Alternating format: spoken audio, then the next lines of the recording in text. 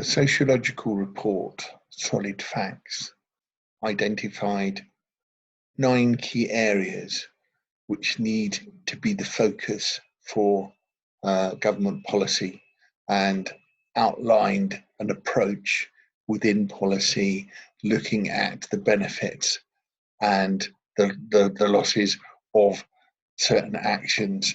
They started here with stress, which they see as damaging to health, making people susceptible to infections, diabetes, high blood pressure, heart attack, and so on. Strokes, depression, and anxiety, and may lead to premature death. So what they suggest as a point of action is that in schools and workplaces and other institutions, the quality of social environment and material security are important, as well as physical security. So job security, working environment become important. Policies need to address both psychosocial and material needs. So to address anxiety and insecurity. Early life has been seen as very important because slow growth and poor emotional support raise lifetime risk of poor physical health and reduce physical, cognitive, and emotional development. Increased levels in general or in education and provide equal opportunity to access education and improve the health of mothers and babies in the long run. Food, nutrition, health education, preventative care facilities, and so on are important. Also should have policies that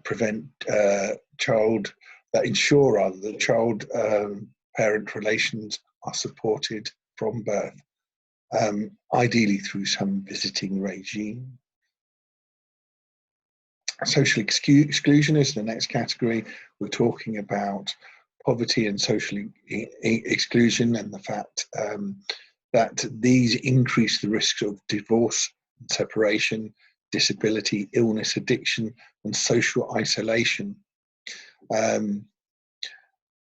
Interventions to reduce poverty and social exclusion are needed. So government intervention to prevent poverty. This is state intervention to ensure that no one or fewer fall into poverty.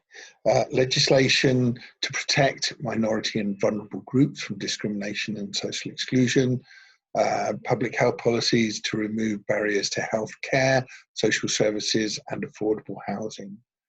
And lastly, the labour market, education and family welfare policies should aim to reduce social distance between groups and stratification. The world of work, stress in the workplace increases the risk of disease. People have more control over their work lives, have better health. The advice to government should be improved conditions of work will lead to healthier workforce, which will lead to improved productivity. The opportunity to create a still healthier, more productive workplace should be taken.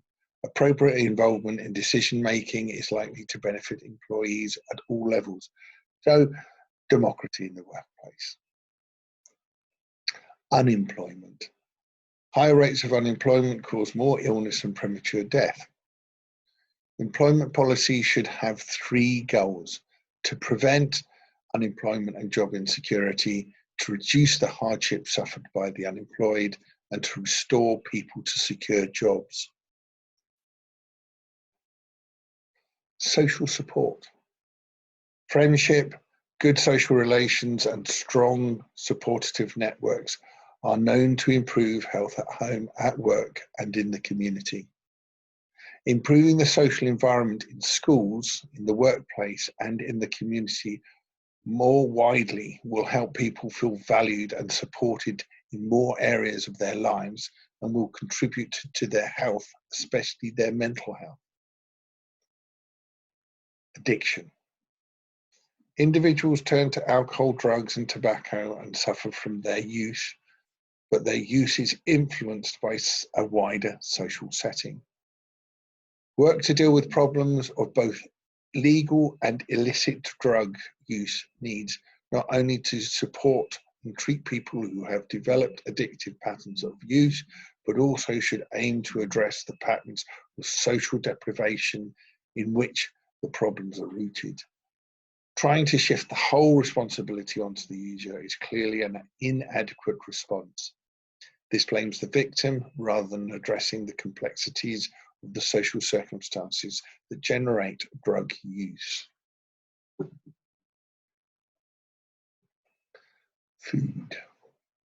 Because global market forces control the food supply, healthy food is a political issue. Democratic, transparent decision-making and accountability in all food regulation matters, with participation by all stakeholders, including consumers. Support for sustainable agriculture and food production methods that conserve natural resources and the environment. A stronger food culture for health, especially through school education to foster people's knowledge of food and nutrition, cooking skills, growing food, and the social value of preparing food and eating together. Lastly, transport. Transport. Healthy transport means less driving and more walking and cycling, backed up by better public transport. Roads should give precedence to cycling and walking for short journeys, especially in towns. Public transport should be improved for longer journeys with regular and frequent connections for rural areas. Incentives need to be changed, for example, by reducing state subsidies for road building and increasing financial support for public transport, creating tax disincentives for the business use of cars and increasing the costs and penalties of parking.